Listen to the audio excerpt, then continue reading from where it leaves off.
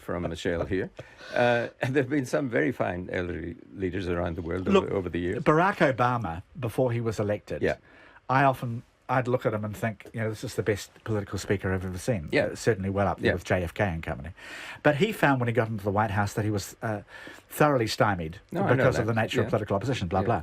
So what makes you think Bernie's going to be able to get anything through if he does get elected? Well, I hadn't taken that into account, to be honest. But I'm simply making the point that I thought this is a very, very fine man. I'm actually less impressed by Mrs. Clinton, actually. A lot of our reactions to politicians are entirely visual. There's just something about them that we like, or there's just something. Do you agree? I mean, that's subjective. And that's subjective, but often it's a very good guide. And there's something about them you just don't like, and it doesn't necessarily have to do with what political party they're in or anything else. I think that's what Cunliffe suffered from. Yes. That people didn't feel comfortable with his image because it looked staged. Dodgy. It looked dodgy. No, staged. I no, say but I don't mean he was dodgy. Artificial. I mean, it looked artificial. He gave that impression. But this guy, it's extraordinary. If you could you compare Trump with this man? I mean, you just saw the difference is massive. I know. I mean, we all know completely what you mean by the ability to look natural. But do you think that actually connotes anything important? The fact that you're relaxed more than the other guy who might be sweating slightly, the fact that you present as more at ease, is that really the measure of a person? No, what I'm saying, I think, is that people who perhaps don't work in the field that I work in, and Michelle also to some extent works in, of doing sort of training people to handle media, there's just something about people. We're very good at judging people just by looking at them, There's just something about them that you say, I don't know, I wouldn't trust them as far as I could throw him. And that's the key thing. Yeah. It's about trust. Trust, yes. And it's the same with any leader of a business or of an organisation. Yeah. It's whether people feel they can trust them. And you can't train for that. No, and you can't train for it. Some people look trustworthy and some people don't. That's right. So the trustworthy media trainer will be the first media trainer billionaire, Brian. That's what you're saying. You're such a cynic. You've been in this program too long. He already said he doesn't have one of those fancy trusts. Who, Brian? A footpath is likely to be widened on Queenstown's waterfront. We should have led with this, shouldn't we? It's a little issue, and I just thought we'd finish with it. The Queenstown Lakes District Council will widen the footpath along Marine Parade opposite Eichhardt's. And it'll be widened to 6.5 metres. That's quite a widening, really, isn't it? It's huge. It's already a very big footpath. That's a road, isn't it? 6.5 metres. To improve access for pedestrians and cyclists, but at the cost of 15 angle parks.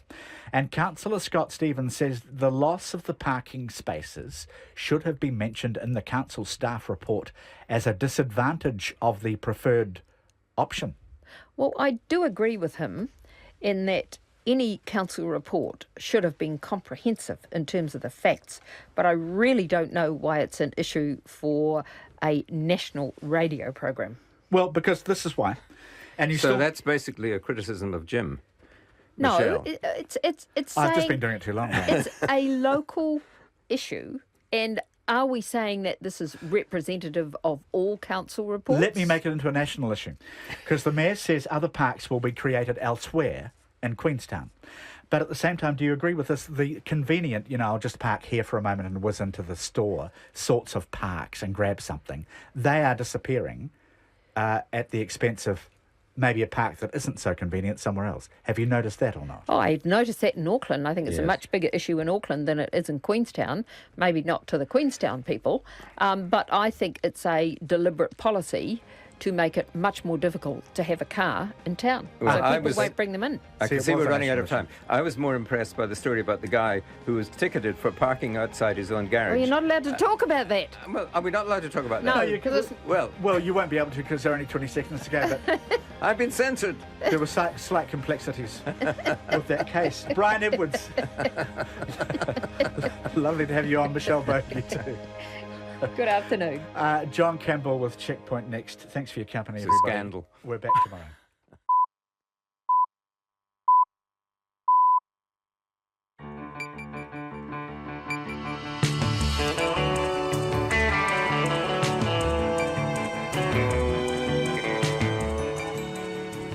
Kia ora everyone, welcome to Checkpoint on RNZ National. I'm John Campbell, and on behalf of the Checkpoint team, thank you for joining us. Tonight, NZ Post, Kiwibank, the Super Fund and ACC. Why and what does it all mean? Fiji down after Cyclone Winston, about to be pounded again. We go there. What will the Fisher and Paykel workers about to lose their jobs in East Tamaki do next? I asked them. Sanders and Cruz take Wisconsin, and more on the politics of tax evasion. All of that and more coming up over the next 90 minutes. But first, as always, Katrina Batten with RNZ News. Kia ora, good evening. Steel and Tube has today warned building stores to quarantine its seismic steel mesh amid questions about its strength and how it's tested. A memo to the building chain ITM says Steel and Tube is putting a hold on supplying its 4 main types of concrete mesh. This means 2 of the country's 4 largest suppliers aren't now selling the seismic mesh, disrupting the building market. Another distributor, Eurocorp, was stopped earlier this month when its mesh failed Commerce Commission strength tests. Steel and Tube also says it's now going to have all its mesh tested by an external laboratory and not just in-house to remove any doubt that it complies. It also said in an announcement today to the Stock Exchange that the mesh test results it's seen, including from the Commission, are surprisingly variable, and it might be time for the government and the industry to review mesh standards. The government says it will buy any Kiwibank shares that potentially new investors in the bank wanted to sell in the future. New Zealand Post has announced plans to sell 45% of Kiwibank to the Accident Compensation Corporation Fund and the Super Fund for $495 million. During parliamentary question time today, the Finance Minister, Bill English, was asked repeatedly if Kiwibank would stay 100% government-owned. The Labour Party spokesperson for state-owned enterprises, David Parker, asked Mr English if there were any mechanisms in the deal that would prevent Kiwibank being privatised. Mr English said there were. Yes, part of the transaction is that there'll be a right of first refusal, which means that when ACC or the Super Fund decide to sell their shares, they must first offer them to the government of the day. Bill English confirmed the policy of this government would be to buy the shares. The Republican contender in the United States presidential race, Senator Ted Cruz, has won the Wisconsin primary, dealing a blow to the Republican frontrunner Donald Trump. Speaking to supporters in Milwaukee, Senator Cruz said the course of the presidential campaign had changed. 3 weeks ago, the media said Wisconsin was a perfect state for Donald Trump. But the hard-working men and women of Wisconsin stood and campaigned tirelessly to make sure that tonight was a victory for every American. US presidential hopeful Ted Cruz. In the Democratic race in Wisconsin, Bernie Sanders is leading on 56.2% with 94% of the vote counted. Hillary Clinton is on 43.5%. All schools in some towns and roads in Fiji are closed as the country prepares for Cyclone Zina. The west of Fiji has been deluged with rain since Sunday, and now strong winds are forecast. RNZ International's Sally Round reports from Lautoka on the storm, which is now a Category 3. The cyclone shutters are going up again around Lautoka 6 weeks after Cyclone Winston. But many people still in devastated homes after that Category 5 storm are not so lucky. They've been told to head to higher ground or evacuation centres as more rain, very high tides and high winds are forecast. Zina is tracking towards the south of the main island Viti Levu, bringing winds of up to 130 kilometres an hour. More than a third of the population was affected by the last storm. In Fiji, Sally Round. Returned and Services Associations will be able to serve a tot of rum during Anzac Day breakfast after a bill passed in Parliament. All parties supported the members' bill in the name of the National MP Paul Foster Bell, which created an exemption under the Sale and Supply of Liquor Act 2012.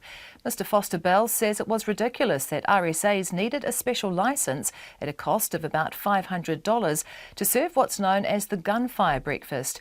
He says he's pleased the bill has passed in time for this year's Anzac Day, and it serves as a birthday present for the RSA on their centennial year. What's believed to be the final painting by the New Zealand artist Charles Frederick Goldie is up for auction in Auckland this evening, with bids expected to top $1 million. The 1941 oil portrait of Māori chief Wharikauri Tahuna is believed to be Goldie's last major work before he died. In sport, the All Black lock Brodie Retallick will return for the Chiefs to play the Blues in their Super Rugby derby in Hamilton on Friday night. Retallick suffered broken ribs in the Chiefs' second round loss to the Southern Kings early last month. New recruit Dominic Bird will play his first match for the franchise, having recovered from a broken foot. New Zealand's most experienced track cyclist Mark Ryan has announced his retirement from the sport. The 33-year-old from Timaru has been a fixture in the men's team pursuit squad for 14 years, spanning 3 Olympic Games. He won bronze medals at Beijing in 2008 and London in 2012, and also won 4 World Championship medals in team pursuit.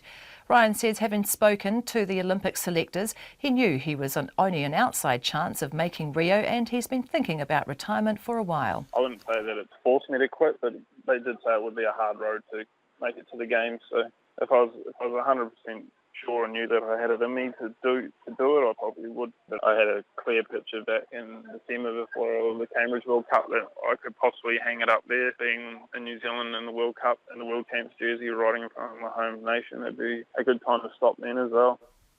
The track cycling squad for Rio will be named tomorrow. Barcelona and Bayern Munich have won their respective Champions League quarter-final first leg matches. Barcelona beat Atletico Madrid 2-1, while Bayern beat Benfica 1-0. That's the news. Tonight on Nights, Alan Dixon, a modern-day Dr. Dolittle. He doesn't talk to the animals, he takes selfies with them. This week's overseas correspondent, Leah Collins, is on the line from Jerusalem, and we have a window on the world of education. What should we be teaching our children to prepare them for a rapidly changing society? Maybe they should be teaching us. On Nights with me, Brian Crump, from Afternoon News at 7 on RNZ National. The Met Service weather through to midnight tomorrow. Gisborne and Hawke's Bay, showers north of the Wairoa district, clearing and becoming fine everywhere. For the remainder of the North Island, cloud increasing Waikato southwards tomorrow and drizzle developing about the high ground. Buller and Westland, cloud increasing, drizzle developing in southern Westland today and further north tomorrow morning, then rain with heavy falls and possible thunderstorms spreading north later. Fiordland, drizzle turning to rain this evening, heavy falls overnight, easing to isolated showers later tomorrow. Nelson and Marlborough, increasing high cloud tomorrow.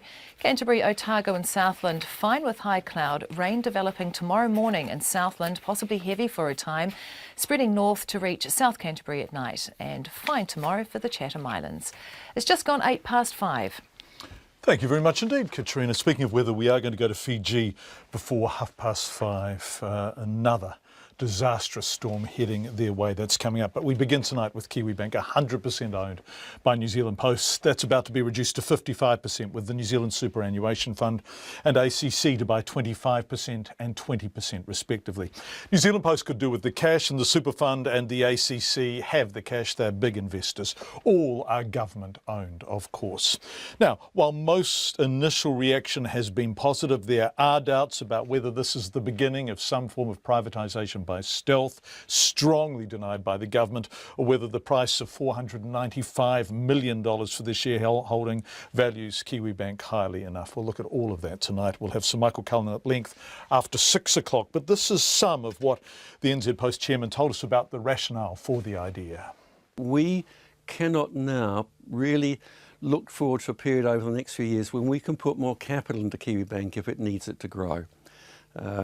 We've put capital in the past, we've assisted Kiwibank in other ways in the past, but it's obvious to anybody, I think, that we are in a long phase of restructuring the mail and communication side of the business, which would have to be providing that capital in order to ensure its ongoing survivability, its ongoing strength. We're not a distressed seller at all.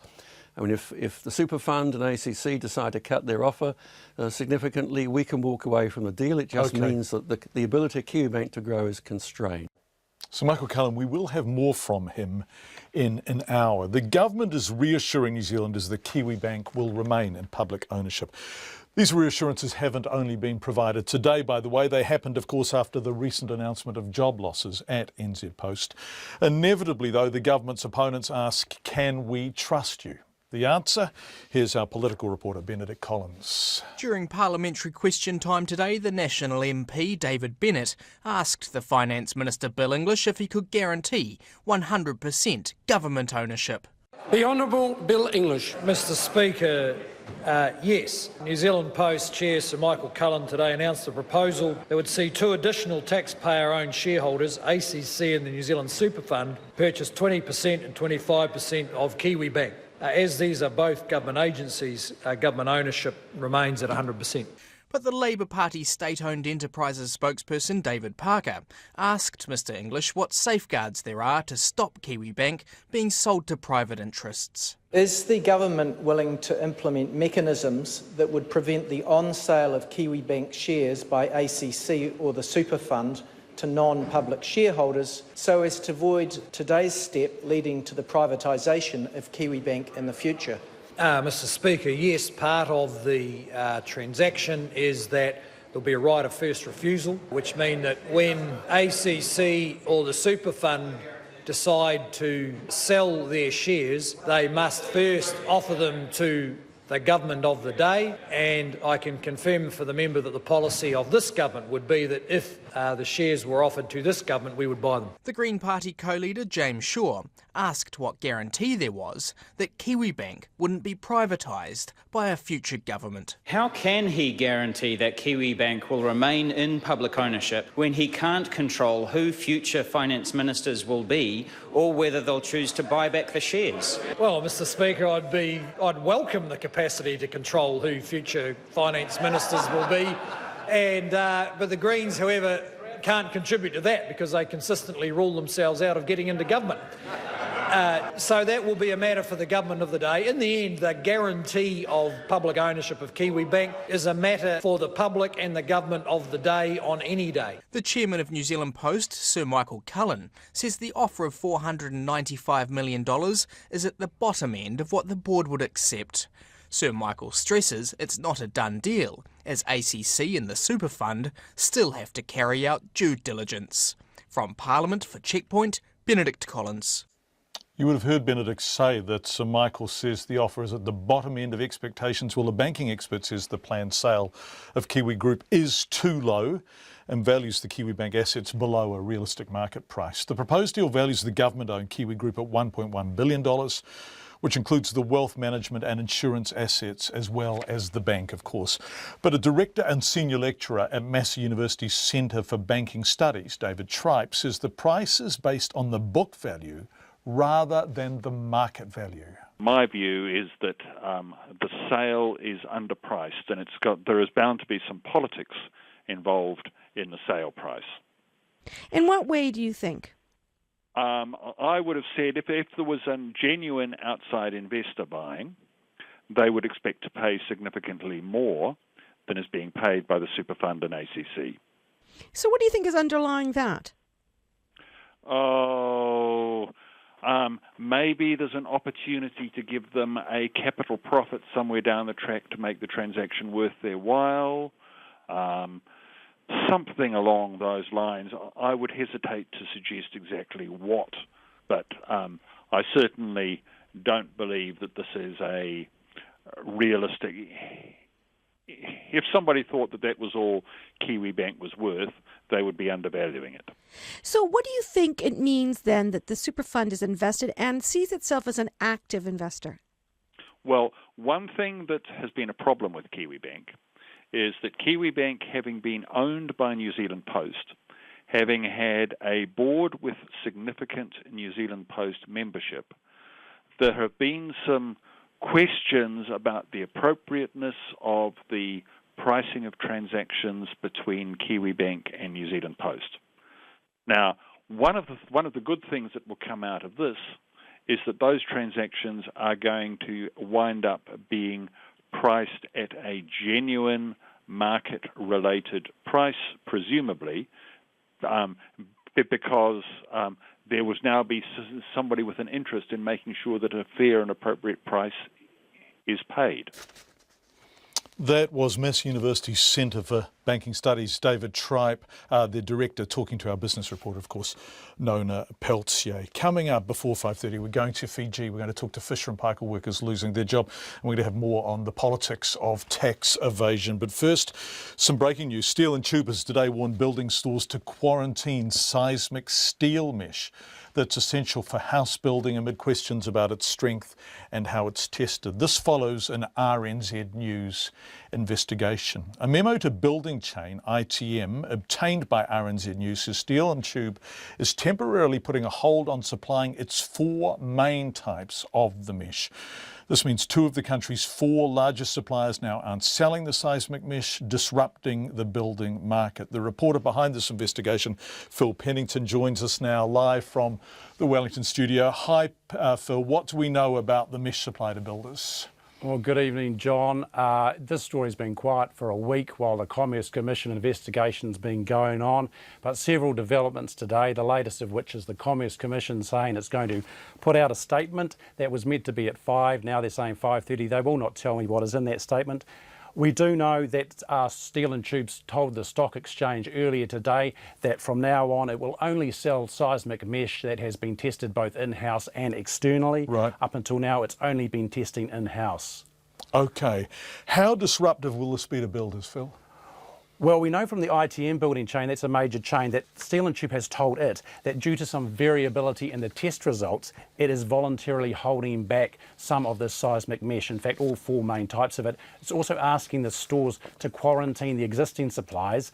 It's a precautionary measure, we understand, until they can verify external and internal test results. And we know that there was going to be a conference call between ITM and Steel and Tube and its branches at 4 p.m. today. It is disruptive because Steel and Tube is perhaps the 2nd largest maker of this mesh. It's mesh that goes into all housing slabs, and we know that the 4th largest maker, Eurocorp, has already had to pull its products from the market after the Commerce Commission tests failed it earlier this month. Phil, what is Steel and Tube saying in response to all of this? Well, Steel and Tube have refused to talk to us. They refused to answer any of our questions. Right. They're citing the Commerce Commission's ongoing investigation, which is a little frustrating. Yeah. We're going mostly off their announcement to the stock exchange today and what we've learned from ITM. Okay, and what is that announcement to the stock exchange saying? Well, you've already gone through that, but basically... Well, no, there is more there to be said. It's about the strength of the mesh. It does say something that's a bit hard to decipher. They say that the mesh test results that it has seen, Steel and Tube has seen, including from the Commerce Commission, are surprisingly variable. That's what they say, right. And ambiguous. In fact, they're saying that this means that it might be time for the government and industry to review overall mesh standards. Okay. The Commerce Commission is refusing to tell RNZ News what those test results are, saying that it's an ongoing investigation. A fortnight ago, RNZ News obtained a test certificate for a single mesh sheet from Steel and Tube, and accredited lab tests of that showed it was only half as strong for ductility as it should be. And remember, ductility is essential for the mesh to hold the concrete slabs together, both in multi-storey and in houses when a quake shakes them. Phil, so we're waiting for this announcement from the Commerce Commission at some stage this evening, are we? I understand it will be at 5:30. Okay. We're also waiting, hoping that Steel and Tube will talk to us. They have, for instance, although they are saying they are going to only use external testing now and internal testing, they will not tell us which lab they are going to use for the external testing. And there are only 2 labs in the whole country who are accredited to test steel mesh of this grade. Okay, thanks, Phil. If there's anything in that Commerce Commission announcement, will you come back to us? But in the meantime, we really appreciate it. Phil Pennington, the reporter behind this RNZ News investigation.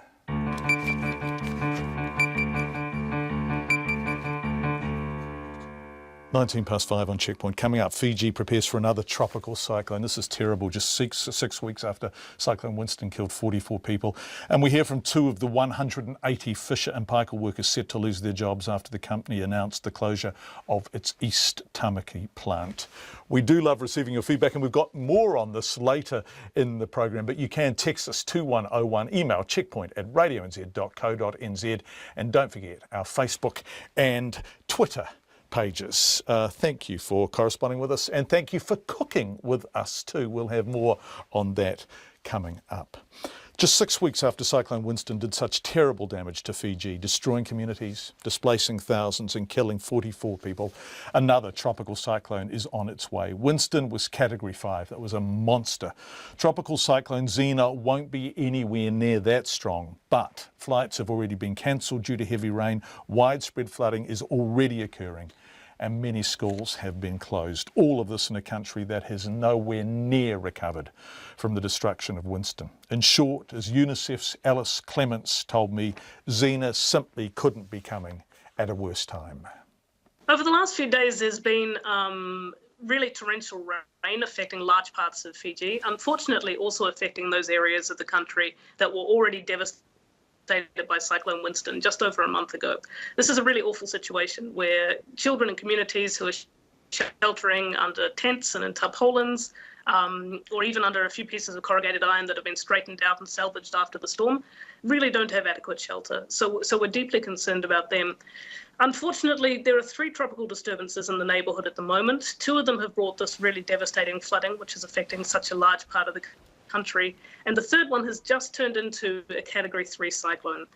Cyclone Zena is now on track to impact Fiji in the next 12 hours. And heading through Suva or past Suva along the southern coast of Viti Levu. Now, Viti Levu is home to about more than 70% of Fiji's population, including areas that were really badly affected by Cyclone Winston.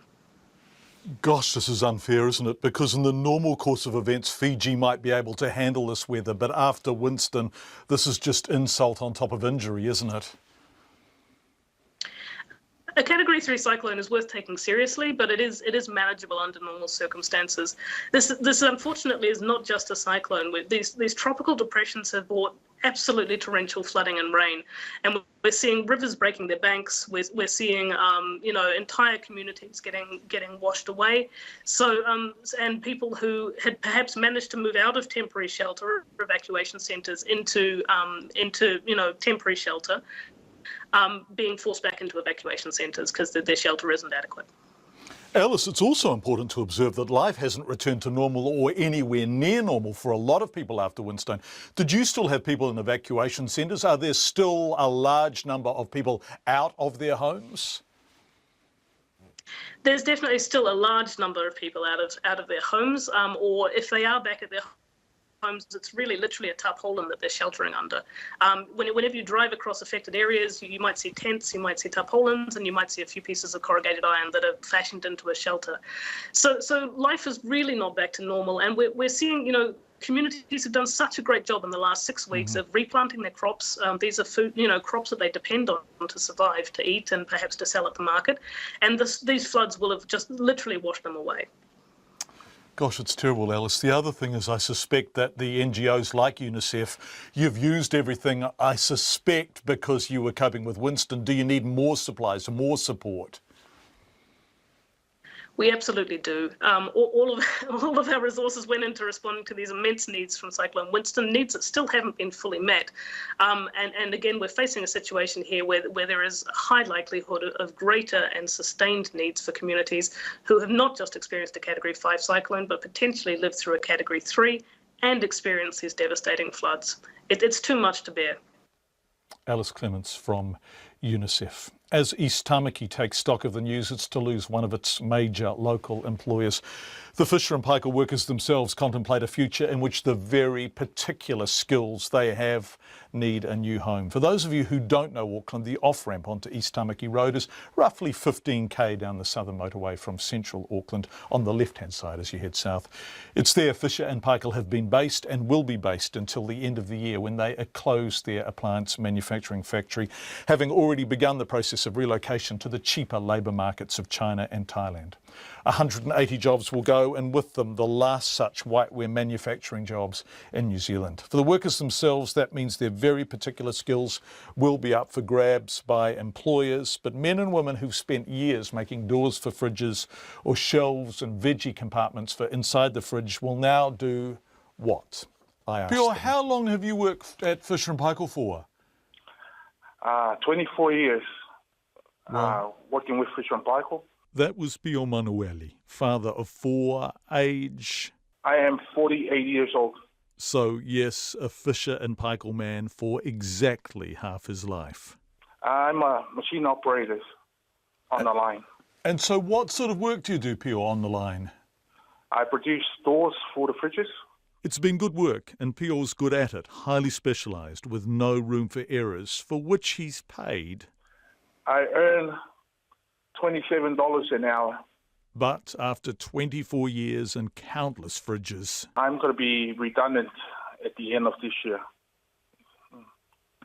So I don't know what the future is going to be like with me. and Pio is not alone. 180 workers will be joining him. Meet Donovan Pudi. I've worked here for 20 years now. Donovan works in fridges too, a plastics die setter. If you have a Fisher & Paykel fridge, you'll know his work. If you're getting meat or veggies out as you cook tonight. Well, I mould plastic components that go into our fridges, like the bins, the shelving, and all that. Again, after 20 years, Donovan is an expert at his job. Quick, efficient, low failure rate, very low wastage. In return for which he's paid well. I'm earning close to $28 an hour. It's good money. He's been grateful for it. But with his highly specialised skills and diminishing work in manufacturing, Donovan fears he won't be able to match it. If I've checked online and all that, then there's nothing that's close to what I'm earning now. And that's what I mean. It's going to be pretty hard for me out there. So, may never know. I might have to get 2 or 3 jobs just to get what I'm getting now. Donovan's greatest problem, perhaps, and it's such a problem in Auckland, is the cost of rent on his family home. Close to $650 a week. Yes, you did hear that correctly. Donovan's renting, Pio's managed to buy a home, but perhaps inevitably... I still have a mortgage. I still got another 20 years to pay for my mortgage. So, Pio must find work on a similar wage or be forced to sell. And his problem is compounded by the fact there's no other household income. Sadly, my wife passed away 2 years ago. Pio and Donovan are just 2 of the workers losing their jobs. They don't even blame Fisher & Paykel. They understand economic reality. But it's tough, really tough, for everyone. The average earning in Fisher & Paykel where we are is about $22.50. That's about $45,000 to $46,000 on each person that takes to help the family, the community. If there's 180 people close, that's about $8 million that we give out to help the family and the community. It's going to disappear. We don't know. It affects not only families, the community, everything where we are.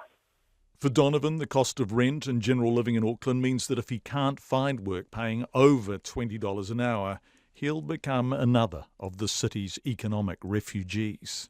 At the moment, I've spoken to my wife about it, and, if I don't find a job that's where I'll earn as much as what I'm getting now, or even close to it, I'll be looking overseas. Because I wouldn't be able to afford to stay where I am now. E2 union rep for Fisher & Paykel is Les Waimotu. Here's a couple of guys that have got extreme skills, and the biggest worry that they have, we have, and everyone else that's heard the news yesterday is that, these skills, we don't have the jobs for these skills in New Zealand. He hopes they'll be able to find jobs for as many of the 180 East Tamaki workers as possible. But Les has seen a few closures now, and they don't leave him with much hope. Just recently we've seen, the closure of the steel mill up here in Auckland, where we've had, 20-year service workers lose their jobs. And, that happened. I know one factory over here that closed down, and at this point in time, those workers are still looking for jobs, because they used to be our members. So, we are up to play with what's going on and with all the closures and where the members are sitting at the moment. And Yeah, I just don't see that there's going to be opportunities here in New Zealand for workers, skilled workers, highly skilled workers like Pure and Donovan. I'm, 53 years of age, and I've always grown up to acknowledge and totally be proud of the fact that, we have New Zealand made. And unfortunately, we're seeing that diminish in our country. There's one more from the E2 union, and before Les, I was talking to Donovan and Pio, 2 of the 180 workers who are going to lose their jobs.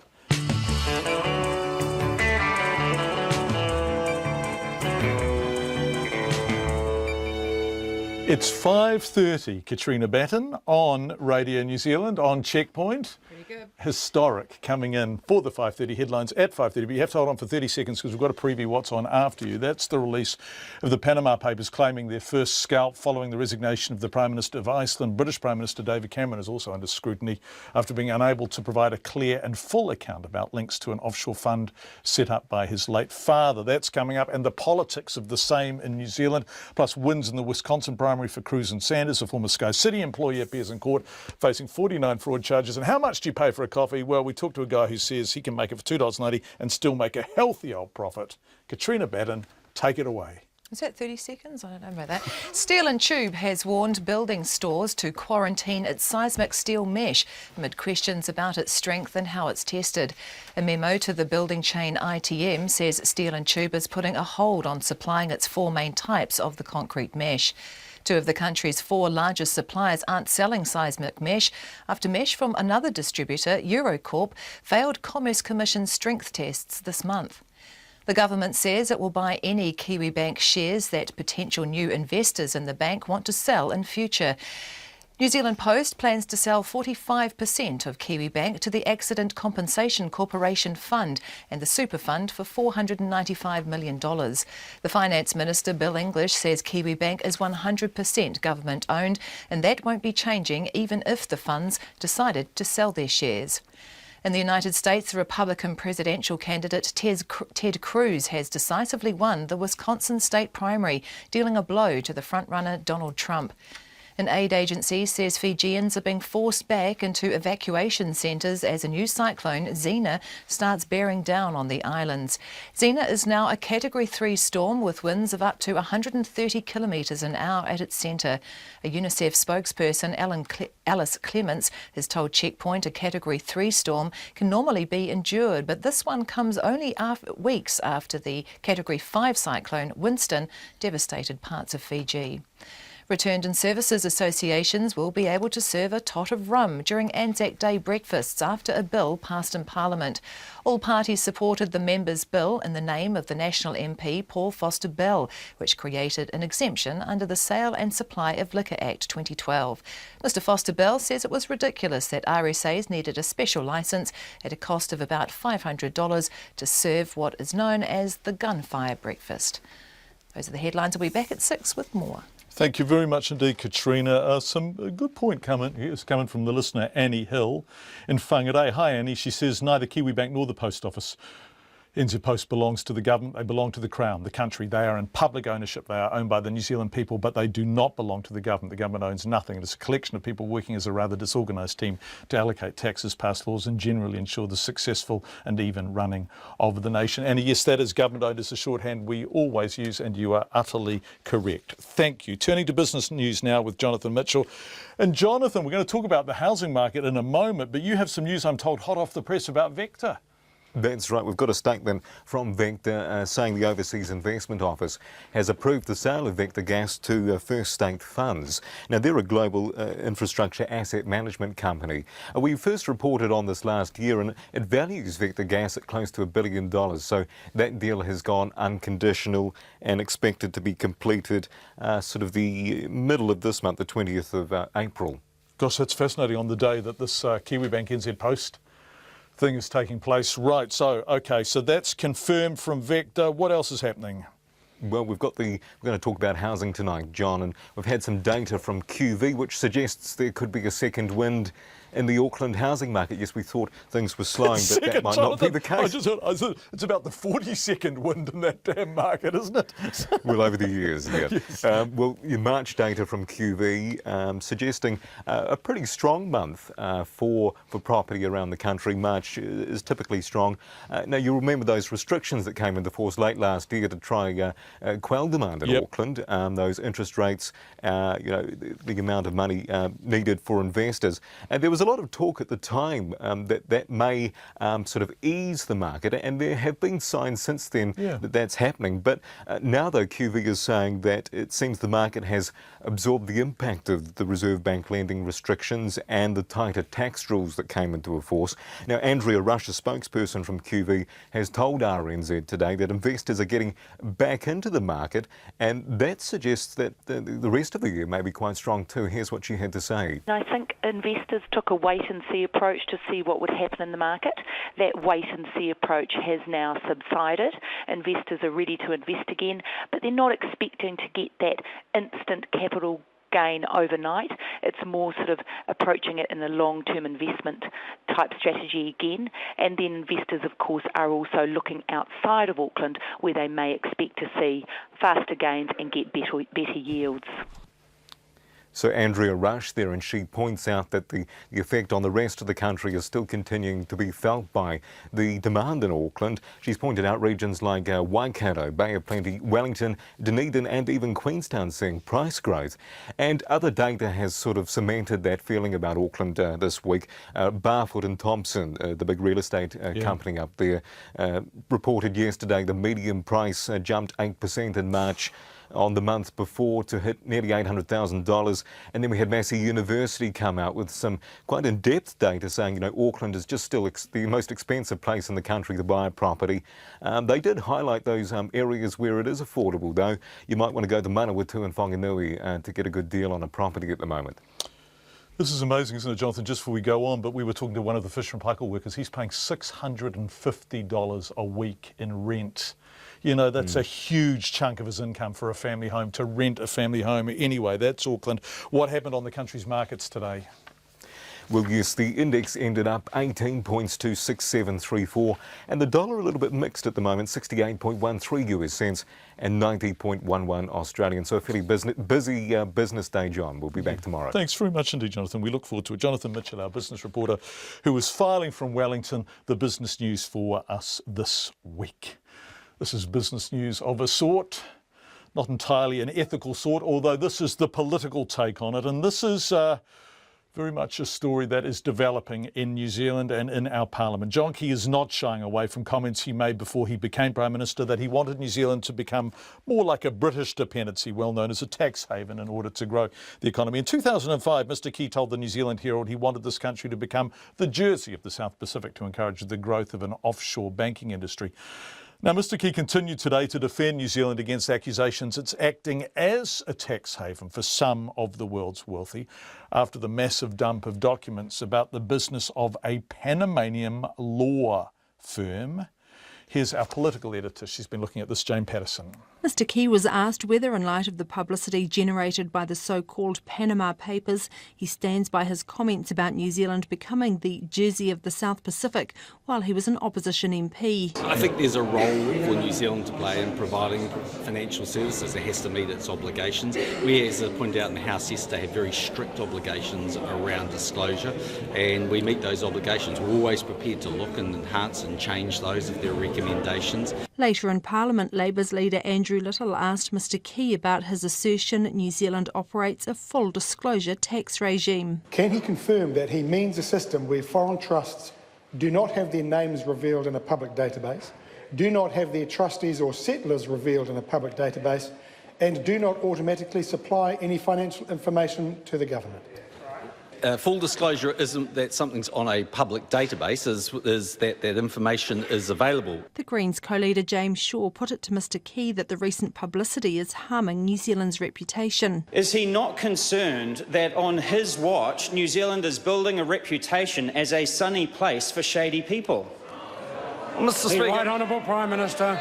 Mr Speaker, we have in New Zealand followed tax rules which have been around for a very long time, since 1988. The disclosure rules that came in, brought in by the previous Labor government, are robust. And Labor's Andrew Little wanted to know more details about the activities of foreign trusts. If there is full disclosure, as he claims, can he tell this House which trusts are being used to dodge taxes, which trusts are being used to launder money, and which trusts are being used to hide stolen assets? The Right Honourable Prime Minister. The members posing hypothetical assertions.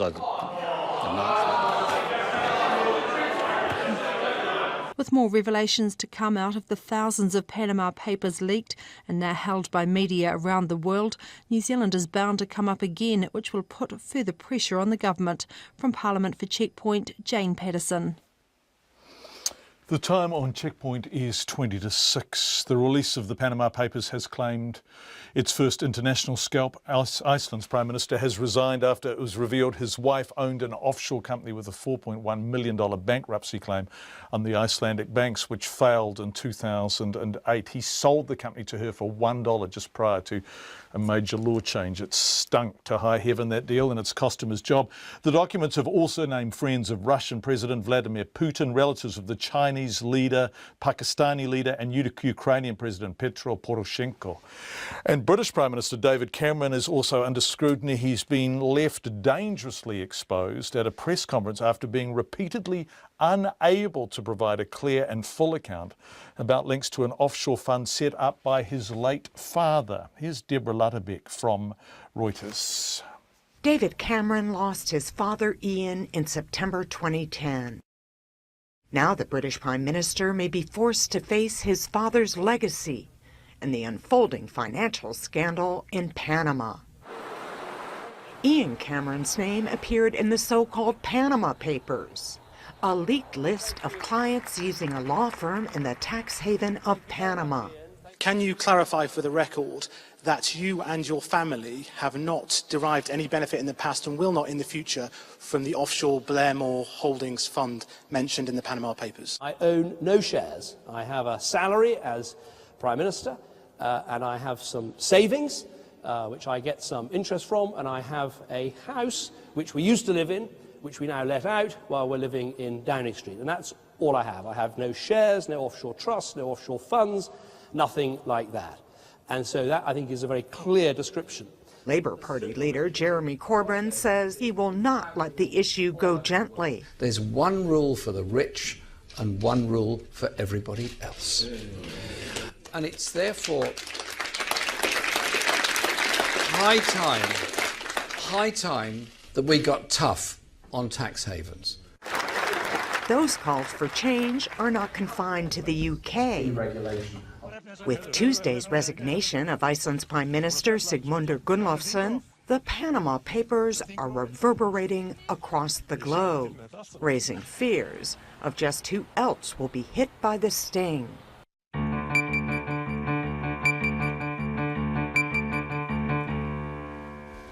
Hit by the sting. It's 18 minutes to 6. The US presidential hopeful Donald Trump has suffered a major blow in the latest Republican primary in Wisconsin. His main rival for the Republican nomination, Ted Cruz, easily won the state with 49% of the vote to Donald Trump's 35%. The margin is important, putting a halt to the entrepreneur's momentum and capping off a really bad week for the businessman. On the Democrat side, Bernie Sanders decisively beat out his rival, Hillary Clinton, winning 56% of Wisconsin's vote. But as our Washington correspondent Priscilla Huff told us via Skype, it's Mr. Trump who is the biggest loser, and Ted Cruz's victory should send a strong signal that the race really is still on. Well, the margins on the Republican side are a big deal because Ted Cruz didn't just win, he won big. This is bad news for Donald Trump. Some of the folks looking at the race at this point are saying that the thing is that what this could mean is that after 2 weeks of gaffes, misstatements, or as President Obama put it, half-baked policy, Americans are paying attention. They're paying attention in Wisconsin, and they don't like what they're hearing out of Donald Trump, so they're turning to Ted Cruz. Now, on the Democrat side, as Bernie Sanders just pointed out, he just finished speaking literally a few moments ago, he's won 7 of the 8 last contests, and in many cases by a huge margin. So for him, he's like, I have the momentum. Americans are turning to me. They're turning to me because they're tired of establishment politics. They're tired of establishment economic policies, and they want change. And I think in the bottom line, this is what the American political establishment is having a really hard time with, is that the majority of American voters want something different. They want change. Is Sanders persuasive on that front? Do you think there is now a credible prospect of him getting ahead of Clinton, or is she going to hold him off? If you listen to her campaign, and she had her campaign out in force earlier, trying to sell their position that they've won the superdelegates, which are the elected officials that get a vote anyway. So it's a non-starter for Bernie Sanders. But what it highlights is an essential political problem for the Democratic Party, is that if they do not give voice to Bernie Sanders and his delegates and just sort of hand it to Hillary Clinton, on a certain level, they disenfranchise millions of American voters, and they also disenfranchise the future of the party, because the core of Bernie's support is the under 40s, the 18 to 40s. Because they don't feel that Hillary Clinton is addressing their problems. And that's a massive political problem going forward. And how does Hillary Clinton address that? Well, she has been trying to change her language and trying to change her how she addresses things and take up the issues that Bernie Sanders addresses. But then she undermines herself with things like a couple days ago, she kind of got I don't say blindsided, but she got asked by an activist during a rope line about her environmental policies, and she just snapped at the activist. And that stuff keeps getting played and replayed. That, you know, she's tired. We've seen that she's got a temper. We don't like it. I mean, there could be some sexism involved in this, but there are other folks like my own sister, who's a big liberal. What she says is, the thing is, I'm a woman, I'm a mother, I'm highly educated, and I still don't like Hillary's policies. That's the bottom line for me. I don't like Hillary's policies. Okay, so that's the Democrats. What about the Republicans? Trump, I mean, this is the last time you and I spoke. We kind of nervously said, is this man starting to implode? In fact, what's happened in Wisconsin would say that the people there say yes. Well, I think the thing for me that kind of was like, you have to accept the fact that Donald Trump doesn't make any sense, was the memo he put out today about the wall and how Mexico was going to pay for it. And the fact is that Mexico is not going to pay $10 billion back to the United States if the United States threatens to hold off remittances. This is just an insane idea. It's almost impossible to enforce, as President Obama pointed out. But it's also, why is it the U.S. government's job to police, you know, legal and illegal immigrants' decisions about their own money? So I think at this point, with Donald Trump, it just keeps building, that he just says one nutty thing after the other. And, you know, earlier folks were saying, well, he says silly things and nobody's paying attention to it. But I think now people are beginning to pay attention, because he's been specific and people don't like it. Priscilla Huff, amazing contest. The silhouettes representing 642 missing Auckland public health workers were put up outside Auckland Hospital ahead of a strike on Friday. They're missing because the PSA says Auckland's 3 district health boards are understaffed by that number, people who were planned for but not employed in the first 7 months of the current financial year. Andy Cole is a mental health worker and PSA staff representative.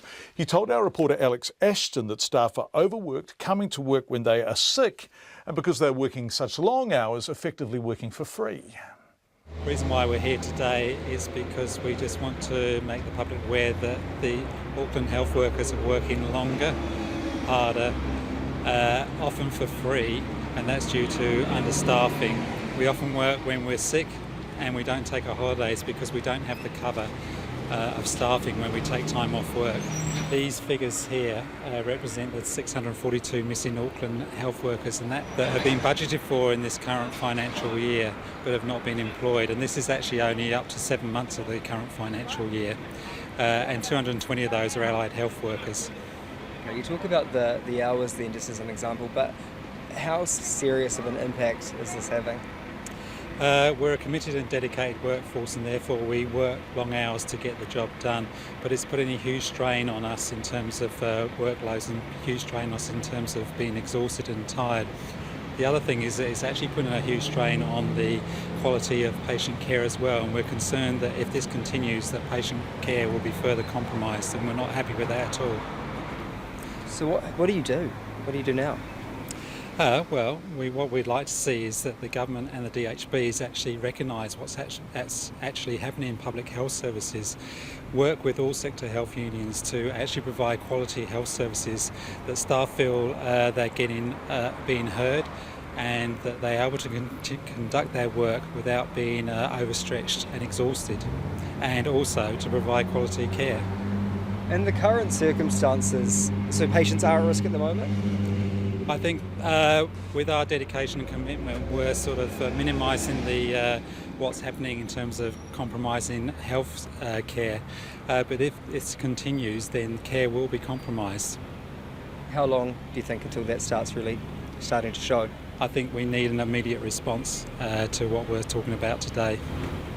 The fact that the government is underfunding by $1.7 billion is really putting a stress and a strain on the workforce and also the quality of public health service. That's Andy Colwell, a mental health worker and PSA staff representative. He was talking to our reporter Alex Ashton. The DHB say they were unable to comment while negotiations are underway. The Education Council says a test case has highlighted the need for principals and boards to report misconduct by teachers. The Council's disciplinary tribunal has censured a Hawke's Bay Primary School's former principal and criticised its board for failing to alert authorities to alleged sexual offending by a teacher. Now, they were told in 2014 that part-time music teacher Charles Harter had touched girls inappropriately, but did not report the allegations to police and took too long to alert the Education Council. Our education correspondent John Gerritsen has been reading the decision, and he joins us now from Wellington. Hi John, tell us about it. Okay, well look, this Charles Harter started working at the school in 2011, and initially there were a few complaints about him. He was giving kids lollies, and a couple of times he threw chairs, so allegations he had a bit of a temper problem. Now those things were dealt with reasonably informally, but then in June 2014 things got a bit more serious. A mother came into the school and talked to the principal, Paul Bremer, and said to him, look, this teacher has touched my girl inappropriately, has touched her on the bottom. And a few days later, 2 more girls came forward with very similar allegations. So the board met to discuss what to do, decided to investigate. It met with Charles Harter. He gave his excuses as to what happened. It said there'd been a play fight that had got out of hand and that sort of thing. But then they had a mediation session where they came to a confidential agreement. We don't know what's in that, and neither actually does the Education Council's disciplinary tribunal. Gosh, yeah. And Harter left the school, and the parents were told he'd left for health reasons. And that was supposedly the end of the matter, except that some more allegations emerged after he had left. And then some parents went to the police. And at that point, the police investigated, and they actually laid charges, and Charles Harter ended up admitting indecently assaulting these girls and was sentenced in 2014 to 3 years and 4 months in prison. So in the context of what they knew, and this seems a no-brainer really, what should the school, principal and board have done? Well, look, it's clear that the board, for a long time there, didn't think they had enough evidence to go forward. And this disciplinary tribunal decision says the board were looking at it through the lens of employment law and so forth. And really they should have been looking at their obligations under the Education Act. And you know, there's some evidence in here that some parents were a bit reluctant to take things too much further. They didn't want their girls exposed, that sort of thing. But the disciplinary tribunal is absolutely adamant that there was enough evidence with the very first allegations for Paul Bremer to have gone to the police, and that's what he should have done. By failing to do that, he was guilty of serious misconduct because he should have been trying to protect the well-being of children. Now, the council, the disciplinary tribunal has no jurisdiction over school boards, but it says the board also failed because it had an obligation to report Charles Harter to the Education Council, and it should have done that certainly as soon as the police became involved, as soon as Charles Harter left the school, and certainly when the second lot of allegations came forward, that should have been done. Said the board failed in its statutory obligation. John, just quickly, this is the first time the council's taken such a case, isn't it? Yeah, look, that's right. They say that it's quite an important case. They're really wanting teachers, principals and boards to be made aware of this so that they know they have an obligation to report teachers and principals as soon as they think there has been a case of serious misconduct. They don't want them delaying on this. Our education correspondent, John Gerritsen, thanks so much as always, John. A former employee at Sky City Casino has been charged with siphoning money from the casino for herself. Tessa Fiona Grant has been charged with 49 fraud-related charges. She appeared at the Hamilton District Court today. Her lawyer, Guyan Foley, entered not guilty pleas on her behalf. Our court reporter, Edward Gay, was in court and he spoke to us afterwards from Hamilton. According to those police charge sheets in court this morning, she used invoices and cheques, and they seem to be made out to legitimate companies. There's 49 charges in all of obtaining by a pecuniary advantage, and they carry a maximum of 7 years each in prison. We know that Sky City complained to police after launching their own internal investigation, which they say turned up these unexplained transactions, is the words that they use. Miss Grant, who's 40 years old, she worked at the casino between 2006 and 2014. OK, so Sky City now have asked for a freezing order over her assets. Did they receive that, Edward? Yeah, that's actually going on in the civil jurisdiction of the Auckland High Court.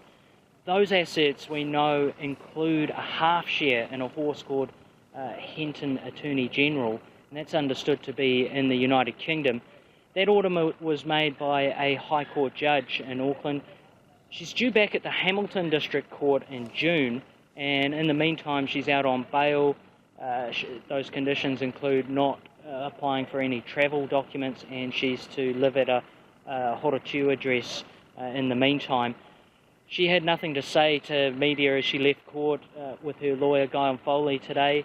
And also been in contact with Sky City. They're also remaining tight-lipped about the case. Edward Gay talking to us from outside the Hamilton court earlier today. This may sound like first world problems, but by golly, we like a coffee. How much is a reasonable price to pay for a flat white? $4, $5? That's outrageous, surely. Raglan Roast, a coffee company with 7 branches in Raglan, Nelson and Wellington, reckon the stuff in the cup, the coffee and the milk costs no more than $1 for them to make in total. That's all their costs. There are other costs to factor in, like dishwashing staff and rent, but that's still an 80% profit margin on the raw goods. So are we all being ripped off? You know it. I asked the founder, Tony Bruce, how much he charges for a cup of coffee. For the last almost 2 decades, I've had a price point of $2.50 for black and $3 for white. And we predominantly served in the original days the locals, and then we started doing a few takeaways. We started charging more for the takeaways because the reality is it costs a lot of money to do a decent cup. Going down the PLA, like the plant-based bioplastics, made with renewable resources and no oil involved. If you combine that with a lid, then it's an expensive item, so we put a 50-cent charge on that. But otherwise, she's $2.50 and $3, and the loyalty thing, we thought that the card thing was hard to work with and messy. We thought that we'd just do like old school honesty box. Write it in the book or whatever, and so you just trust people to tell the truth. Just write it in the book, and most people are honest. It's a relationship you have with people over years. They turn up daily for their fix. Nobody's playing games with it. Out of thousands, you might get the odd one or two who takes the piss, but otherwise it's all good. Okay, so if you're selling a white coffee for $3, what's your profit on that roughly? Well, it comes down to models and all the expenses with making coffee, but we're pretty modest here in Raglan. We have a very low overhead. We figure that it's no way it's going to cost any more than $1 to put together, so $2.50 sounds good to me. It's a great profit margin, works well. Okay, so if you're in downtown Christchurch or downtown Wellington or downtown Auckland, then your rents are obviously going to be much higher. But equally, if you're paying $4 or even $5 for a coffee in the main centres, you're being rorted, is what you're basically implicitly suggesting. Well, what I'm saying is that their profit margin is either higher than mine or their overheads are so significant that they have to do that to be in the game. It always amuses me when they cite rents as being a big major factor, but the reality is in the hospo trade, from my experience, most people are going to pay more to have their dishes washed than they are to pay the landlord. You know, people work for $16 an hour, $18 an hour in a kitchen, and if you're washing dishes all day, it's going to cost you $50,000 or something a year to have that done, and that's a very minor cost in being in the hospo trade, mark my word.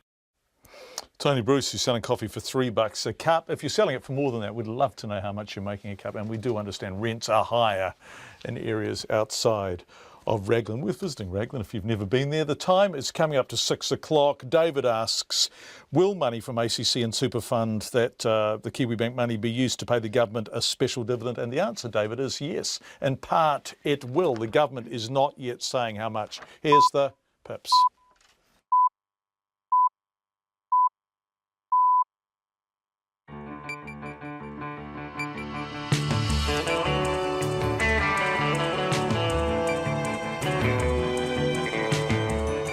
Kia ora everyone, you are with Checkpoints. I'm John Campbell. It's really lovely to have you with us. Coming up in the next half hour, we are going to go back to discuss this Kiwibank partial sale. Michael Cullen at length. Donald Trump campaign suffers a blow in Wisconsin. Big blow. Are the wheels coming off? Did they come off some time ago and people are only just starting to notice? And a rare Goldie portrait goes on the auction block. Estimated price somewhere north of $1 million. All of that and more coming up. But first, here is RNZ News with Katrina Batten. Ngā mihi nui, good evening. Steel and Tube has today warned building stores to quarantine its seismic steel mesh amid questions about its strength and how it's tested. A memo to the building chain ITM says Steel and Tube is putting a hold on supplying its 4 main types of the concrete mesh. Another distributor, Eurocorp, was stopped earlier this month when its mesh failed Commerce Commission strength tests. Steel and Tube also says it will now have all its mesh tested by an external laboratory, not just in-house, to remove any doubt that it complies. And in an announcement earlier today to the stock exchange, the company said the mesh test results it's seen, including from the Commission, are surprisingly variable. It says it might be time for the government and the industry to review mesh standards. Detainees are claiming 4 men have been arrested in a Sydney detention centre over the death of New Zealander Robert Pehopa. Australian officials said he was thought to have died of a heart attack in the gym, but 2 detainees have told RNZ News they believe he was beaten to death. Vailua Langaya says 4 men are now in a secure area and are being questioned by police. The compound where the bro's body was found was searched by, I think it was the Australian Federal Police, and they arrested 4 people. I can't say their names, bro, but 1 Fijian, 2 Tongan and 1 Samoan. We don't know what charges or anything like that, you know. Vailua Langaya says a prison employee told him about the arrests. The government says it will buy any Kiwibank shares that potential new investors in the bank want to sell in the future. New Zealand Post has announced plans to sell 45% of Kiwibank to the Accident Compensation Corporation Fund and the Super Fund for $495 million. Political reporter Benedict Collins has more. During parliamentary question time today, the Finance Minister Bill English was asked repeatedly if Kiwibank would stay 100% government-owned. Mr English said it would, and that the government had the right of first refusal for any shares ACC or the Super Fund tried to sell. Mr English said the current government would buy them. He said in the future the ownership of Kiwibank would be a matter between the public and the government of the day. From Parliament, Benedict Collins. The aid agency UNICEF says Fijians are being forced back into evacuation centres as a new cyclone starts bearing down on the islands. Zena is now a Category 3 storm with winds of up to 130 kilometres an hour at its centre. A curfew has just come into force for the whole of Fiji and all international flights have been cancelled. A UNICEF spokesperson, Alice Clements, says torrential rain has hit large parts of the country in recent days. She's told Checkpoint a Category 3 storm can normally be endured, but this one comes only weeks after the Category 5 cyclone Winston. This is a really awful situation where children in communities who are sheltering under tents and in tarpaulins, or even under a few pieces of corrugated iron that have been straightened out and salvaged after the storm, really don't have adequate shelter. So we're deeply concerned about them. Alice Clements of UNICEF. In the United States, presidential frontrunners Donald Trump and Hillary Clinton have had their campaigns dented in the Wisconsin state primary. Ted Cruz easily took the Republican race, while Bernie Sanders added to his spate of wins on the Democratic side. Speaking in Laramie, Wyoming, Mr. Sanders has told supporters the pundits are wrong when they say young people aren't interested in politics. You know what's happening?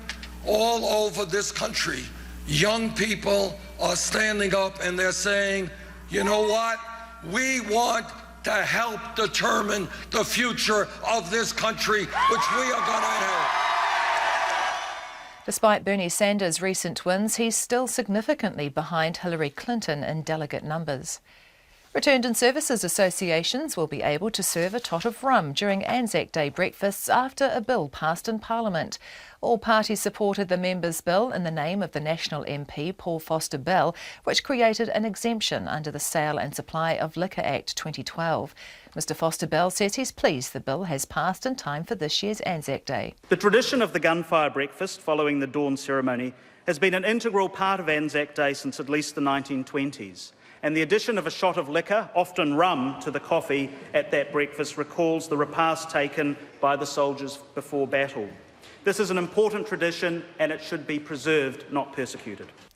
Paul Foster Bell says it was ridiculous that RSAs needed a special licence at a cost of about $500 to serve the drink on Anzac Day. In sport, the Blues are playing down any concern about combating the Chiefs' twin towers of Brodie Retallick and Dominic Bird ahead of Friday night's Super Rugby match in Hamilton.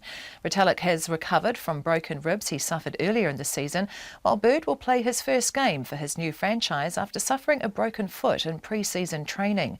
It's bad timing for the Blues. He'll be without lock Patrick Tuipulotu for at least 2 weeks due to a fractured hand. The Blues captain Jerome Kano is still recovering from a shoulder injury, meaning Hoane Martinga will start at lock for the first time this season, something the stand-in captain James Parsons believes he's up to. Hoane has been putting a lot of effort in at training, and he's got a huge physical presence, and I'm sure you'll see that. We've got full belief in the squad, and they're world-class lots they've got coming back. We respect what they can do, but at the same time, a lot of our focus on just nailing what we can do. The Blues captain James Parsons. New Zealand's most experienced track cyclist Mark Ryan has announced his retirement from the sport. The 33-year-old from Timaru has been a fixture in the men's team pursuit squad for 14 years, spanning 3 Olympic Games. He won bronze medals at Beijing in 2008 and London in 2012, and his 4 World Championship medals include a gold last year in Paris. And the Rangers have extended a 4-year exile from Scottish Football Premiership by beating Dumbarton 1-0 to clinch the championship title and automatic promotion for next season. That's the news. A campaign begins. She has an excellent record at the United Nations, and so she ticks all the boxes. A career derailed. It's shameful that he doesn't have the decency to do what is obviously the will of the majority of the people. A final farewell. He absolutely introduced the Māori language to the Pākehā people of this country, but also to the Māori nation. Morning Report, Susie Ferguson and Guy and Espiner, weekdays from 6. Then on 9 to noon, are the world's fisheries being pushed to the point of collapse or not? We talk to researchers on both sides of the debate. And after 10, the quirky baby magpie that helped an Australian family through dark days. Join me, Catherine Ryan, on 9 to noon after Morning Report on RNZ National. Met Service weather to midnight tomorrow. Gisborne and Hawke's Bay. Showers north of the Wairoa district, clearing and becoming fine everywhere. The remainder of the North Island, cloud increasing Waikato southwards tomorrow and drizzle developing around high ground. Bulla and Westland, cloud increasing, drizzle developing in the southern Westland today and further north tomorrow morning. Then rain with heavy falls and possible thunderstorms spreading north later. For Fiordland, drizzle turning to rain this evening, heavy falls overnight, easing to isolated showers later tomorrow. Nelson and Marlborough, increasing high cloud tomorrow. Canterbury, Otago and Southland, fine with high cloud.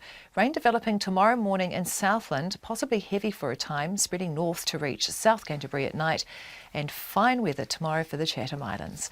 It's coming up to 9 minutes past 6. What did you say at the end? Fine weather for the Chatham Islands? No patchy drizzle at all. Oh, It's God. amazing. Wow. It's lovely, A isn't it? round of applause for the Chathams. Thanks, Katrina.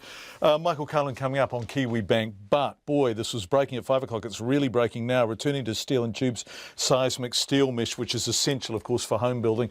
Earlier, we reported that it was warning building stores to quarantine the mesh amid questions about its strength and how it's tested. The Commerce Commission has just come out with a report. I think it says the mesh has failed strength tests. Phil Pennington, the reporter who behind this RNZ News investigation, is back with us. Phil, is that what the Commerce Commission is saying?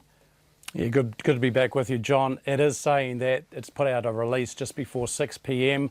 And in that statement it says for the first time that we've learned that the steel mesh, the seismic mesh from Steel and Tube, has failed strength tests ordered by the Commerce Commission. This is the first that we have learned of that. We do not know, and they do not say just how it has failed, how badly it has performed, but it has indeed failed. OK. Are they saying, so what details are they giving you? Is that the extent of it? That is not the extent of it. They are saying that they are welcoming the fact that Steel and Tube has put a voluntary hold on this product and has told the stores to quarantine it. It is clear that preempts the Commerce Commission ordering such a hold, which it did with one of Steel and Tube's rival companies, Eurocorp, earlier this month.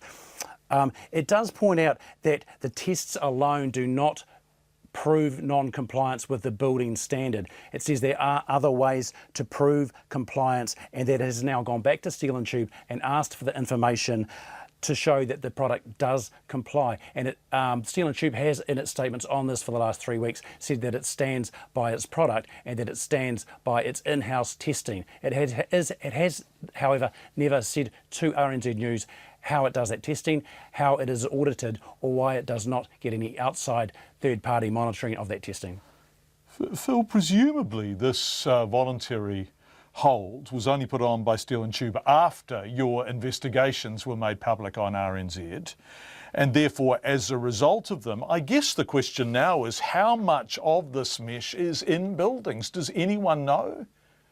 I think that's going to be very, very hard to establish. We do know that Steel and Tube are perhaps the second largest maker of this mesh. There are, of course, thousands and thousands of home builds after the Canterbury earthquakes. This mesh, the standard was raised fivefold in terms of how strong the ductility of the mesh. This is to stop the concrete breaking in a quake, and therefore all the slabs, the concrete slabs that houses sit on, now have to have this mesh in them, as well as multi-storey buildings, sometimes, well, in the floors of them, but sometimes in the walls as well. So it's a very key product. There are 4 different grades of it, from what's called 6 through to 9. All 4 of those grades have been put on hold by Steel and Mesh, but quite how many sheets we don't know. We do know that Eurocorp, though, which is the other one that has had a hold put on it. There's a smaller provider called Brilliance, which also is part of that hold because of the failure in testing earlier this month. We know that Eurocorp was selling about 380,000 sheets a year, and that Eurocorp is the 4th biggest supplier, so it's behind United Steel, Steel and Tube, and Fletcher. OK, thanks, Phil. I don't want to... Actually, in terms of Fletcher, John, I must say here in the Commerce Commission, it tested various companies' products, and it does say here that in terms of Fletcher, that the sample from Fletcher Building did not raise concerns, and we know that Fletcher Building gets its mesh tested outside by Pacific Steel. Although that's not an accredited lab for this test, it is at least an independent lab. Right, all of this is breaking, Phil. I presume you're going to file on this morning report. I know I'm consigning you to a late night, but I look forward to hearing more on that in the morning. Phil Pennington, who's been behind this investigation for RNZ News. 12.5 minutes past 6. Kiwi Bank sells itself as a bank made for New Zealanders by New Zealanders, and we're told that the ownership won't change in terms of being New Zealand after NZ Post announced its plan to sell 45% of Kiwibank to the Accident Compensation Corporation Fund and the Super Fund for a total of nearly $500 million. The offer values Kiwibank at $1.1 billion. You will have heard David Tripe, if you were listening after 5, saying he doesn't think that's enough. But New Zealand Post Chairman Sir Michael Cullen says he first spoke to Prime Minister John Key about the idea of a partial sale of Kiwibank back in 2014. I asked him this afternoon after the announcement was made what Mr Key's reaction was. Basically, I think he thought it was a good idea. He reminded us about the government policy that there was to be no partial privatisation or privatisation of Kiwibank.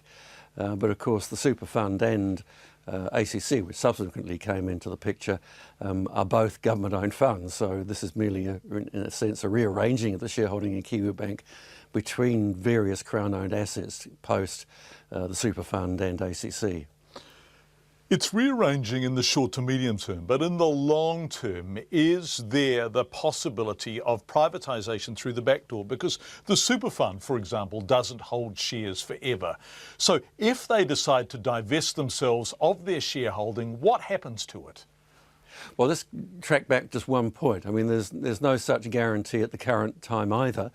There is no legislation which keeps Kiwibank in government hands. It's merely 100% subsidiary of Post, which with the concurrence of the government, in effect, could be sold at any time into the private sector. It's government policy that stops that happening. What the deal provides is the Super Fund and ACC, because they're investment funds, have to have access to liquidity, which means they have to be able to sell if they need to. I mean, no investment fund has a one-way bet under any circumstance. But what the deal provides is that they can't exercise any right to sell shares for at least 5 years. If they do exercise that right, then the government has the right to purchase the shares back from them.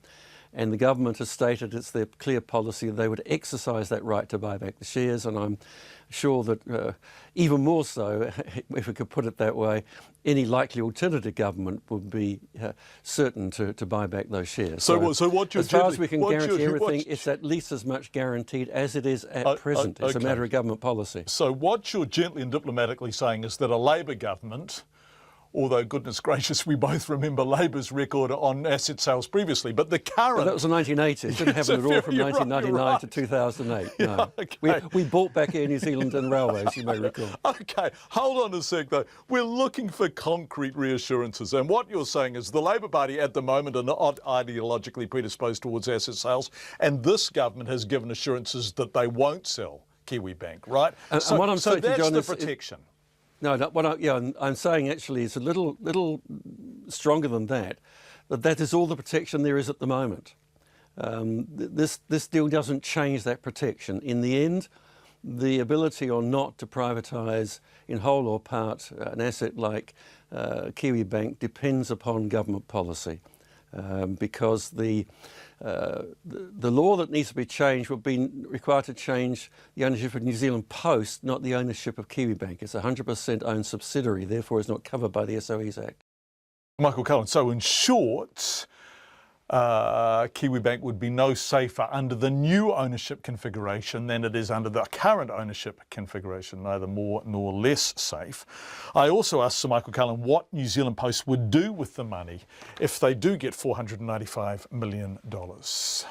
Banks growing are capital hungry, and Kiwibank has been a very fast growing bank over the last 12 years. Secondly, we look to keep back some money to add to our current if you like, cash pile, which we have realised from the sale of non-core assets. And that is to enable us to engage in effective restructuring of the mail and communications side so that we can switch it to a customer-led parcels business with a mail offering. In the past, it's been essentially a letters business with a parcels offering. And then clearly the government expects some kind of special dividend. And I would, if I was in the same position as Bill English, I would expect to see some return to the government as the ultimate shareholder of New Zealand Post out of this. So but remember that the essential transaction is a transaction within the Crown accounts. When you look at the consolidated Crown accounts at the end of the year, this makes no essential difference to them. You talk about the government expecting a special dividend. What are we talking about? What size dividend? That's to be negotiated between New Zealand Post and the government. So gosh, that is material though, isn't it? Well, it's material, but only in the sense that it affects, if you like, the government's fiscal position in the short term. It affects how much we have as a cash pile to undergo our own restructuring in the mail and communications side. So Michael Cullen, so there we are, David, who contacted us before the news with some feedback about this special dividend. Yes, it is going to be paid. That was New Zealand Post Chairman Sir Michael Cullen. Finance Minister Bill English says Kiwibank would remain 100% government-owned after the partial sale. And he says that won't change even if the NZ Super Fund or ACC decided to sell their stakes. No sale can occur without government agreement. So in this case, it's a right of first refusal. This government, if it was offered the bank, would buy it back. We wouldn't sell it out. Wouldn't sell it outside government. So, but that's always been the case. I mean, Kiwibank is 100% government owned because successive governments have had that as policy. If a future government changes the policy, well, they'll have the debate with the public. But our policy's clear. Bill English, he says the sell down will impact on Kiwibank's growth prospects in a positive way. We would expect that the change in the ownership structure means it's easier for them to get access to capital to grow. So I think they'll be making commercial decisions which will probably push them in the direction of growth. And you've got a couple of significant government-owned investors who have the ability to find that capital. Bill English talking in the echoey corridors of Parliament. It's 6:19, a bill allowing return services associations to serve a tot of rum, isn't tot a lovely word, during Anzac Day breakfast, has been unanimously passed by Parliament. The Members' Bill creates an exemption under the Sale and Supply of Liquor Act 2012, meaning RSAs will no longer have to get a special licence at a cost of about $500 to serve what's known as a gunfire breakfast on Anzac Day. The RSA's National President, BJ Clark, is with us now. Welcome to the program. BJ, I could do with a tot of rum about now. It's a wonderful thing, a tot of rum, John, I can tell you, and it's wonderful to be talking to you. Yeah, lovely to be talking to you. Welcome to the program. What is a gunfire breakfast? It's just after the parade, the lads can come back to their RSA, sit down and have a good hearty breakfast and a wee tipple to ward off the cold that they've been experiencing at that time of the morning. Yes, having been to a few dawn parades, they can be really cold. And but I guess, is it only rum? What does this allow you to do? I mean, can you have 47 pints? What does this allow you to do, BJ? You'd be a great man if you could do the 47 pints, John. It does allow us to open up the RSA. What it actually does, it allows us to open up without having going through the compliance costs, as you pointed out in your intro. And of course, any dollar that we can save on those sorts of costs is another dollar that we can put where we want to put it, and that's supporting our veterans. Yeah. How lovely. I've never been to an Anzac Day breakfast at the RSA. Are they pretty special occasions after the dawn services? They're a pretty hearty meal, and as I say, as you pointed out, you'd been out there in the cool early morning, and to come back into the RSA to tuck into a good hearty meal, a fry-up, have a bit of a tipple, and the wonderful conversation that goes on over that breakfast. It's a good vibe. Yeah, I bet it is. Well, congratulations on getting the dispensation, and Anzac Day is, what, about 3 weeks away, isn't it? Yeah, and can I thank Paul Foster-Bell for pushing that through for us, and all parties for signing up to it. It's a wonderful thing, and the veterans thank them. Yeah, that kind of unanimity is not common in Parliament. No, nice point, BJ. Thank you so much. Isn't that a wonderful thing? The RSA has brought Parliament together. By golly, you should have a crack at the UN. I believe the Secretary-General job is available. BJ Clark, the RSA's National President, bringing Parliament together and getting dispensation, a special licence to serve on Anzac Day morning. Now, detainees are claiming 4 men have been arrested in a Sydney detention centre over the death of New Zealander Robert Perhopa. The New South Wales Police are yet to confirm details. Australian officials say he was thought to have died of a heart attack in the gym, but 2 detainees have told RNZ News, in fact they told Checkpoint last night, he was beaten to death. We had that repeated to us by sources last night and again this morning. We've been told 4 men are now in a secure area and are being questioned by police. Our reporter Phil Pennington has been told that a prison employee told this inmate, Valua Lagaya, about the arrests. Compound where the bro's body was found was searched by, I think it was the Australian Federal Police, and they arrested 4 people. Who are those people? Look, I can't say their names, bro, but there were 1 Fijian, 2 Tongan, and 1 Samoan. What do you know about why they've been arrested? Well, I mean, it's in relation to the bro, but we don't know what charges or anything like that, you know. In relation to the bro, you mean the death of Mr. Payhopa? Yep. Where are they being held? Yeah, they're being held in an area called Hotham, which is where they have like police cells. They just lock them in there, and they're taking them one by one down to a secure area to be interviewed. Is there any chance that they're simply helping police with inquiries and have not in fact been arrested? Yeah, well, there could be what's happening, but I was actually told by someone here that they were arrested. Who is that someone? Was it a Serco guard or someone official? Just someone that works here. And what's the feeling inside? What's the feeling among you guys now? I think there's a lot of numbness because we had a good service today, and then now this has happened. It's just people still just can't believe what's happening and why or what. But I think everyone is just keeping to themselves and just trying to not get involved. Vailua speaking to reporter Phil Pennington. We have been unable to get official confirmation of this, but strong suggestions that is the case coming out of the centre itself. The US Republican presidential candidate Donald Trump has suffered a blow to his campaign, losing the Wisconsin primary to his main rival Ted Cruz. The loss is important because it makes it more difficult for Mr. Trump to win the nomination to run for president outright. Could we be heading for an open convention? On the Democratic side of the race, Bernie Sanders beat Hillary Clinton, but is still behind her in the overall race. Still, momentum is changing on both sides. Our US correspondent Laura Shattuck reports. Texas Senator Ted Cruz began campaigning early and aggressively in Wisconsin and scored a convincing win. During his victory speech in Milwaukee, he said he can go on to gain a majority of Republican delegates. Tonight is a turning point. It is a rallying cry. As a result of the people of Wisconsin defying the media, defying the pundits, I am more and more convinced that our campaign is going to earn the 1,237 delegates needed to win the Republican nomination. His win does help cement his position as the best hope of the Republican Party's anti-Trump forces, who are trying to prevent the New York businessman from gaining the Republican nomination outright. Mr. Trump now has the tough task of winning between 2/3 and 70% of the remaining delegates if he is to clinch that prize. Meanwhile, Bernie Sanders has beaten Hillary Clinton in Wisconsin's Democratic primary, meaning he's now claimed victory in 7 of the last 8 contests. And we have won almost all of them with overwhelming landslide numbers. Hillary Clinton's campaign had always downplayed her chances of winning in Wisconsin, preferring to focus on fundraising in New York City. But Bernie Sanders still has a tough road ahead. He's still well behind the former Secretary of State in the delegate count, and he'll be hoping his win on Tuesday night will give him enough momentum heading into the crucial New York primary on the 19th of April. For Checkpoint, I'm Lorna Shattuck in New York.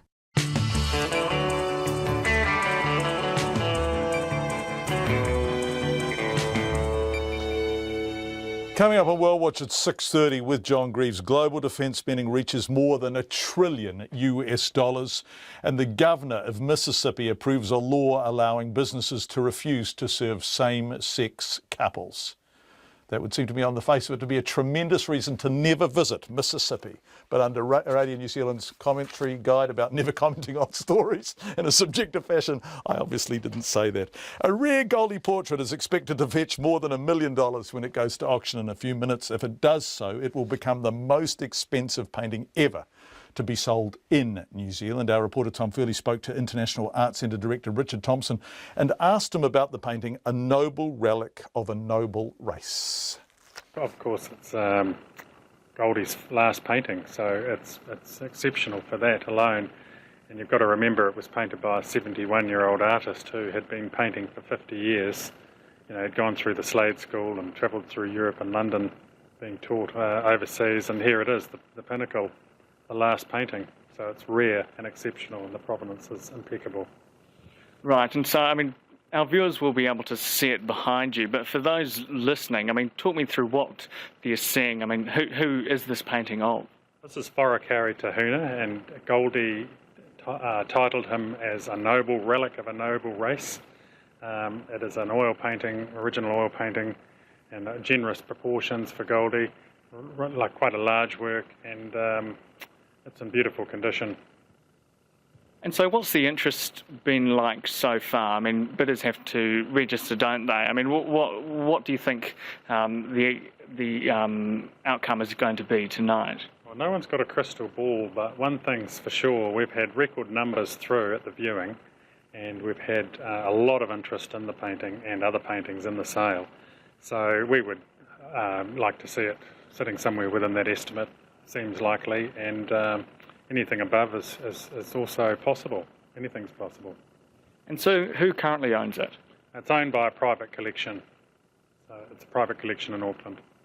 Right, and so, I mean, the people who are likely to bid on this, I mean, $1.2 million perhaps, I mean, that's a lot of money. I mean, what are the types of people who are going to be bidding on it tonight? It's either going to be someone who's passionate about owning a Goldie, already owns Goldies, or always wanted to own a Goldie, and then potentially someone looking for a long-term investment is another possibility, but of course it's somebody with deep pockets. Goodness gracious me, over $1 million. Morning Report will obviously tell you how much that went for. Finally tonight, every night, while the program airs, lots of you flock to Twitter and Facebook and email us and text us to tell us what you make of the show, what you love, what you hate, the whole 9 yards. We love it, and we're very grateful for it. But most of all, we love it when you tell us what you're having for dinner. It began with Paul Lecomte. Good old Paul in Dunedin. Since the very beginning, he's been tweeting us photos of what's on the stove with the hashtag Cooking with John. And now the rest of you are joining in, and by golly, you are a culinarily talented bunch. Moroccan chicken, cottage pie, venison curry, tofu goulash. We've decided to compile a list of our favourites with helpful recipes from the RNZ archives. You'll find them on our site, rnz.co.nz, or on the Checkpoint with John Campbell Facebook page. Thank you all. RNZ News headlines at 6:30. The Commerce Commission says Steel and Tube's steel seismic mesh has failed strength tests. Detainees are claiming 4 men have been arrested in a Sydney detention centre over the death of New Zealander Robert Pehopa. The government says it will buy back any Kiwibank shares that potential new investors in the bank want to sell in the future. And a curfew is now in force for the whole of Fiji, and all international flights have been cancelled as Cyclone Zena approaches. Our next news and weather is at 7.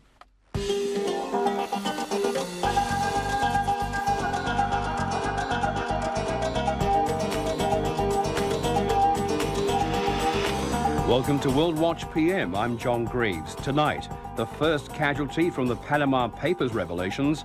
American presidential contenders Ted Cruz and Bernie Sanders win the Wisconsin primary. And a special military